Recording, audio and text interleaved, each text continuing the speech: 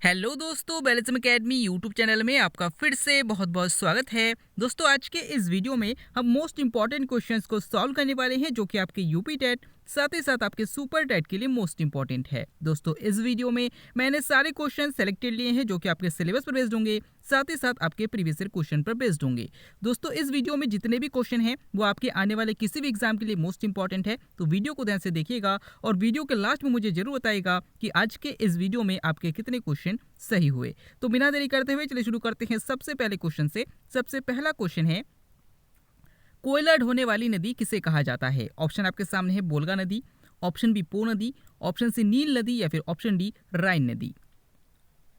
इसका सही आंसर हो जाएगा ऑप्शन डी राइन नदी। दोस्तों, याद रखिएगा कि राइन नदी को कोयला ढोने वाली नदी कहा जाता है। अगर आपसे पूछा जाता है कि इटली की गंगा किसे कहा जाता है तो याद रखिएगा पो नदी को कहा जाता है। अगर आपसे पूछा जाता है कि यूरोप की सबसे लंबी नदी कौन सी है तो याद रखिएगा बोल्गा नदी है। और अगर आपसे पूछा जाता है कि अफ्रीका की सबसे लंबी नदी कौन सी है तो याद रखिएगा नील नदी है, जो कि विश्व की सबसे लंबी नदी है। अगला क्वेश्चन, शिक्षा को अनिवार्य बनाने वाला पहला देश कौन सा है? ऑप्शन आपके सामने है, भारत, ऑप्शन बी चीन, ऑप्शन सी बाकू या फिर ऑप्शन डी प्रशा।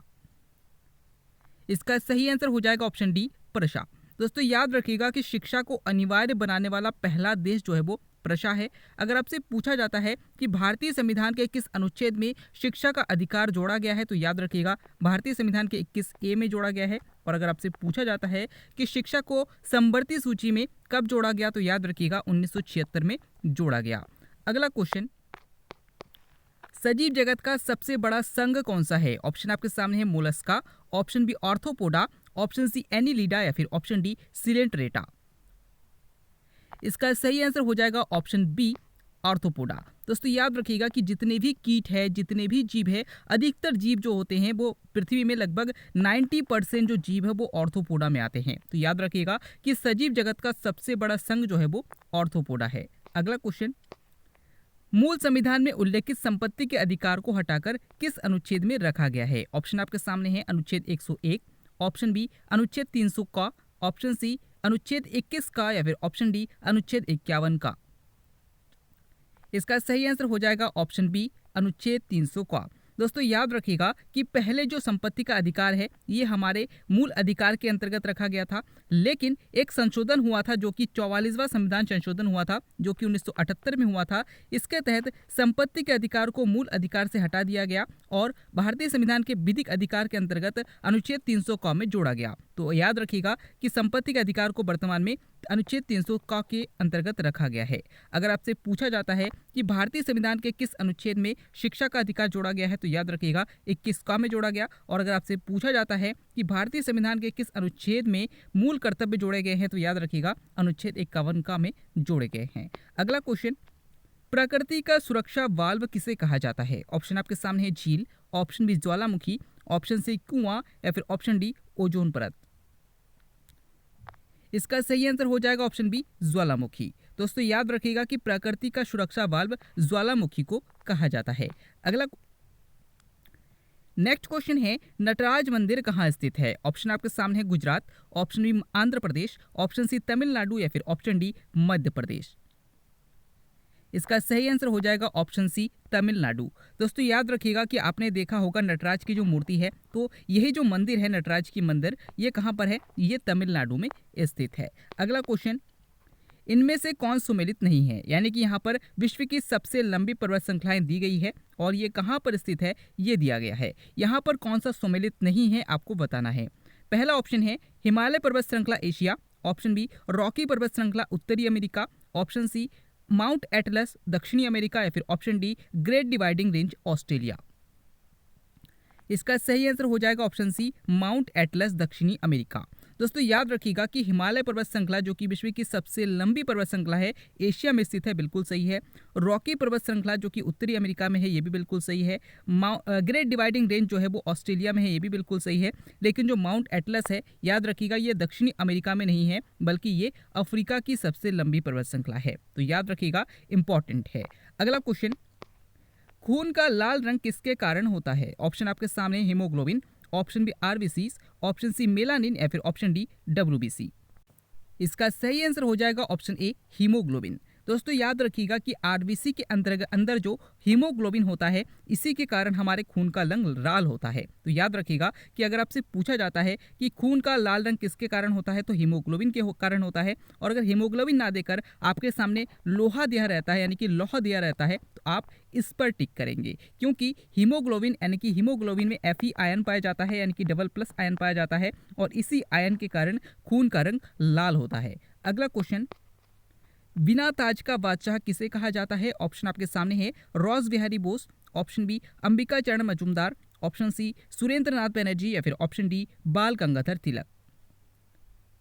इसका सही आंसर हो जाएगा ऑप्शन सी सुरेंद्र नाथ बनर्जी। दोस्तों याद रखिएगा कि बिना ताज का बादशाह सुरेंद्र नाथ बनर्जी को कहा जाता है। और अगर आपसे पूछा जाता है कि गरमदलीय आंदोलन का पितामह किसे कहा जाता है, तो याद रखिएगा बाल गंगाधर तिलक को कहा जाता है। अगला क्वेश्चन, विश्व तंबाकू निषेध दिवस कब मनाया जाता है? ऑप्शन आपके सामने है 21 फरवरी, ऑप्शन बी 31 मई, ऑप्शन सी 10 दिसंबर, या फिर ऑप्शन डी इनमें से कोई नहीं। इसका सही आंसर हो जाएगा ऑप्शन बी 31 मई। दोस्तों याद रखिएगा कि विश्व तंबाकू निषेध दिवस 31 मई को मनाया जाता है। अगर आपसे पूछा जाता है कि अंतर्राष्ट्रीय मातृभाषा दिवस कब मनाया जाता है, तो 21 फरवरी को मनाया जाता है। और अगर आपसे पूछा जाता है कि विश्व मानवाधिकार दिवस कब मनाया जाता है, तो याद रखिएगा 10 दिसंबर को मनाया जाता है।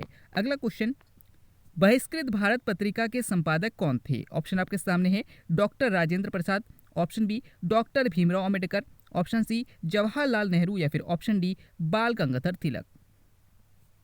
इसका सही आंसर हो जाएगा option B doctor Bhimrao Ambedkar. दोस्तों याद रखिएगा कि जो बहिष्कृत भारत पत्रिका के संपादक है वो डॉक्टर भीमराव अम्बेडकर है, जो कि क्वेश्चन कई बार एग्जाम में पूछा गया है। और अगर आपसे पूछा जाता है कि द प्रॉब्लम ऑफ रूपीज पुस्तक के रचयिता कौन है, तो याद रखिएगा इसके लेखक डॉक्टर भीमराव अम्बेडकर है। तो ये क्वेश्चन भी पूछा जाता है, याद रखिएगा। अगला क्वेश्चन, संविधान के किस अनुच्छेद में बाल श्रम का निषेध किया गया है? ऑप्शन आपके सामने है अनुच्छेद 19, ऑप्शन बी अनुच्छेद 32, ऑप्शन सी अनुच्छेद 24, या फिर ऑप्शन डी अनुच्छेद 356। इसका सही आंसर हो जाएगा ऑप्शन सी अनुच्छेद 24।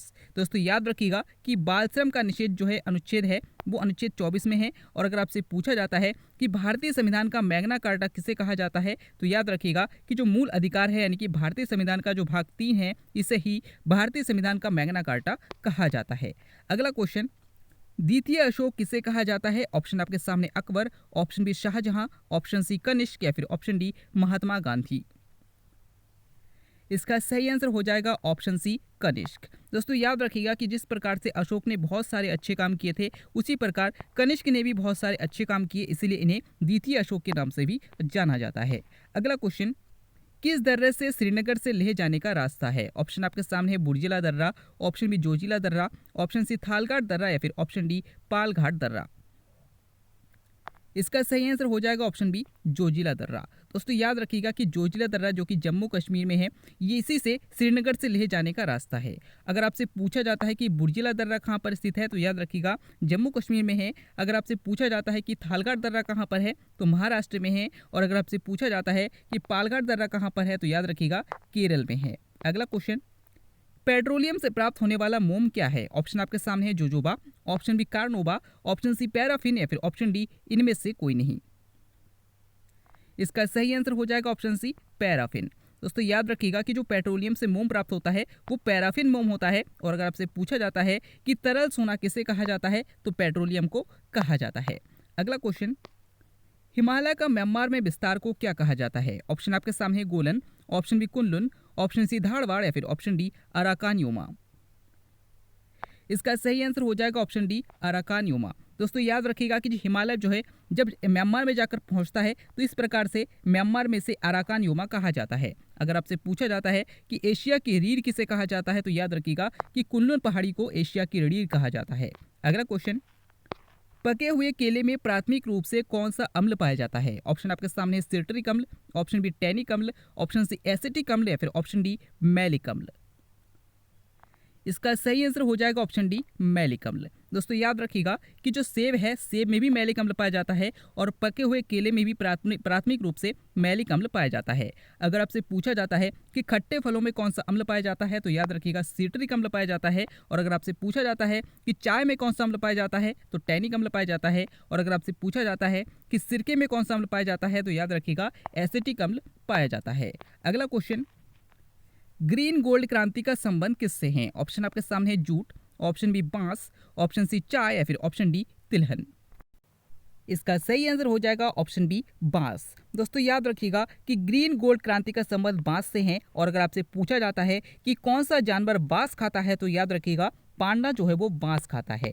अगला क्वेश्चन, सिल्वर फाइबर क्रांति का संबंध किससे है? ऑप्शन आपके सामने है कागज उत्पादन, ऑप्शन बी कपास उत्पादन, ऑप्शन सी चाय उत्पादन या फिर ऑप्शन डी सीमेंट उत्पादन। इसका सही आंसर हो जाएगा ऑप्शन बी कपास उत्पादन। दोस्तों याद रखिएगा कि जो सिल्वर फाइबर क्रांति का संबंध है वो कपास उत्पादन से है, और अगर आपसे पूछा जाता है कि सफेद सोना किसे कहा जाता है तो याद रखिएगा कपास को कहा जाता है।